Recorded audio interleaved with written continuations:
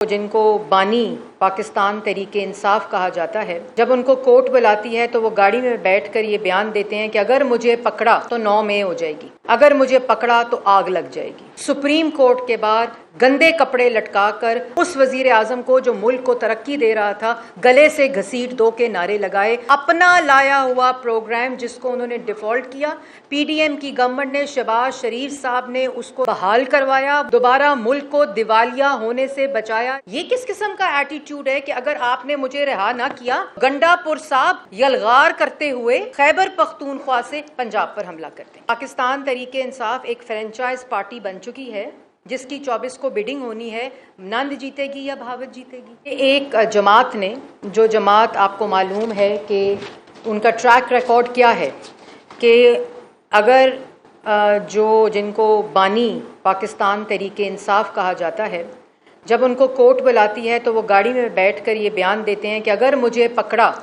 تو 9 مئی ہو جائے گی، اگر مجھے پکڑا تو آگ لگ جائے گی، اگر مجھے پکڑا تو لوگ جو ہیں وہ ملک کو جلا دیں گے۔ اور کالز جاتی ہیں۔ آپ نے زمان پاک کا بھی آپریشن دیکھا، آپ نے اسلام آباد کو جلتے دیکھا، کس طرح جب پروٹیسٹ ہوئے، اور دوسری جماعتیں بھی پروٹیسٹ کرتی ہیں۔ ہم نے بھی پروٹیسٹ کیے، پی ڈی ایم نے بھی پروٹیسٹ کیے، مسلم لیگ نون نے پروٹیسٹ کیے، پیپلز پارٹی نے پروٹیسٹ کیے، لیکن اپنے پروٹیسٹ کا ایک سرٹن ایس او پی کے ساتھ ہم نے وہ پروٹیسٹ کیے۔ 2014 میں جب ملک ترقی کر رہا تھا، وزیر اعظم نواز شریف تھے، ملک میں سی پیک آ رہا تھا، چائنا کا صدر آ رہا تھا، دہشت گردی ختم ہو رہی تھی، ملک میں انرجی کے منصوبے لگ رہے تھے، لوڈ شیڈنگ ختم ہو رہی تھی، یوتھ پروگرام چل رہا تھا، ترقی ہو رہی تھی، آئی ایم ایف کو خدا حافظ کہہ دیا گیا۔ اس وقت بھی ایک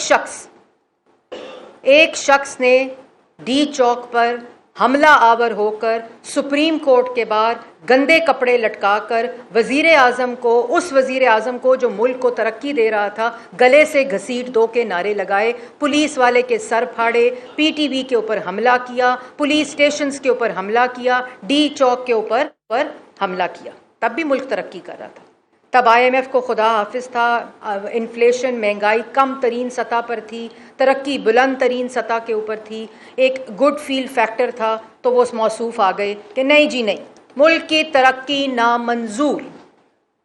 آج ان کا برباد کیا ہوا اکانومی، ان کی برباد کی ہوئی فارن پالیسی، ان کی برباد کی ہوئی ملکی حالات، مہنگائی بلند ترین سطح پر، دوبارہ آئی ایم ایف پروگرام جو وہ ڈیفالٹ کر گئے تھے، اپنا لایا ہوا پروگرام جس کو انہوں نے ڈیفالٹ کیا، پی ڈی ایم کی گورنمنٹ نے، شہباز شریف صاحب نے اس کو دوبارہ بحال کروایا، وہ کانفیڈنس دے کر، وہ کریڈیبلٹی دے کر دوبارہ ملک کو دیوالیہ ہونے سے بچایا، جس دیوالیے کا بندوبست یہ لوگ کر کے گئے تھے۔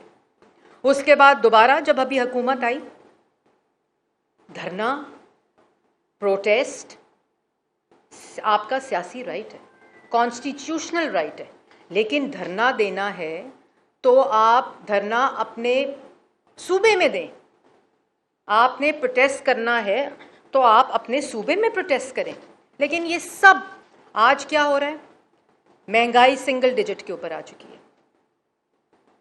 مہنگائی جو یہ 36 سے 40%، 45% کے اوپر گئی، وہ سنگل ڈیجٹ پہ آ چکی ہے۔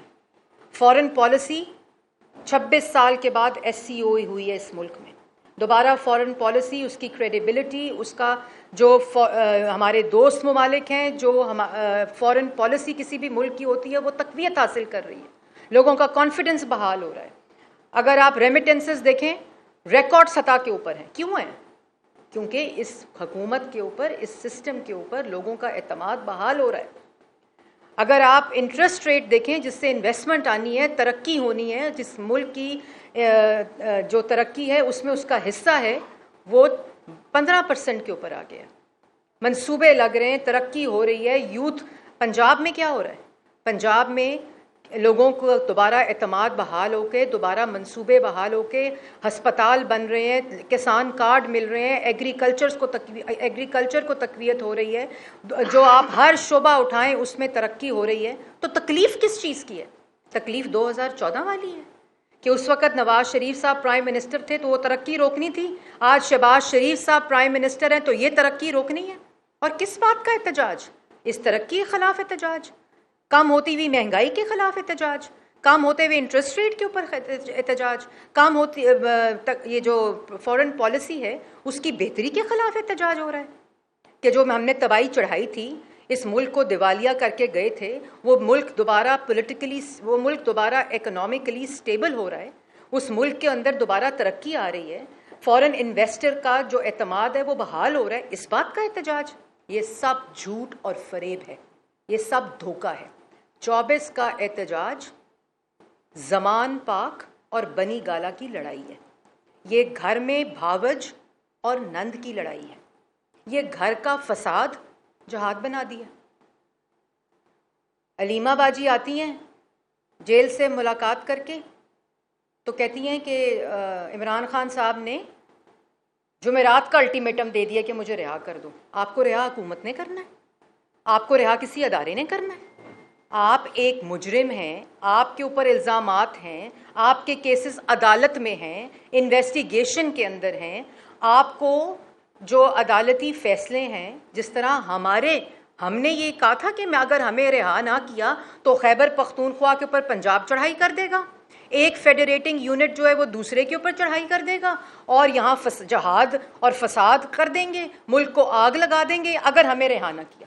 ہم نے اپنے فیصلوں پہ اپنے لگے الزامات کے اوپر 3 نسلوں کا جواب دیا ہے، آپ 4 سال کا تو جواب دیں۔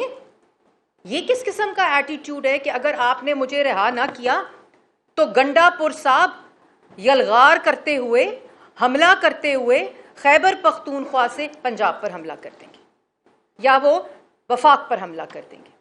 کیوں؟ یہ میں بار بار ریپیٹ کرنا چاہتی ہوں، یہ گھر میں 2 خواتین کی لڑائی، نند اور بھاوج کی لڑائی، ایک گھر کا فساد کو جہاد بنا کر پیش کیا جا رہا ہے۔ جہاد کا کوئی ریزن ہوتا ہے، جہاد دہشت گردوں کے خلاف کیا جاتا ہے، جہاد ریاست کی سالمیت اگر خطرے میں ہو تو جہاد کیا جاتا ہے۔ آپ ریاست کے اوپر حملہ آور ہیں کیونکہ بنی گالا کی زمان پاک سے نہیں بن رہی، کیونکہ پاکستان تحریک انصاف ایک فرینچائز پارٹی بن چکی ہے جس کی 24 کو بیڈنگ ہونی ہے، نند جیتے گی یا بھاوت جیتے گی۔ یار خدا کا خوف کریں، نہ کوئی MN احتجاج کا حصہ، نہ کوئی MPA احتجاج کا حصہ، کسی پارلیمنٹ میں اس احتجاج کی کوئی تقریر آپ نے سنی ہو؟ میں نے تو نہیں سنی۔ پنجاب اسمبلی میں کسی MPA نے تقریر کی ہو، نیشنل اسمبلی میں کسی MNA نے تقریر کی ہو، وہ شرم سے جھکے ہوئے ہیں؟ وہ دیور اور جیٹھ جو وہاں بیٹھے ہوئے ہیں وہ یہ اس مسمسے میں کا شکار ہیں کہ ہم بھاوج کی سائڈ لیں یا ہم نند کی سائڈ لیں۔ یہ اتنی سمپل بات ہے اور بے وقوف بنایا ہوا ہے لوگوں کو۔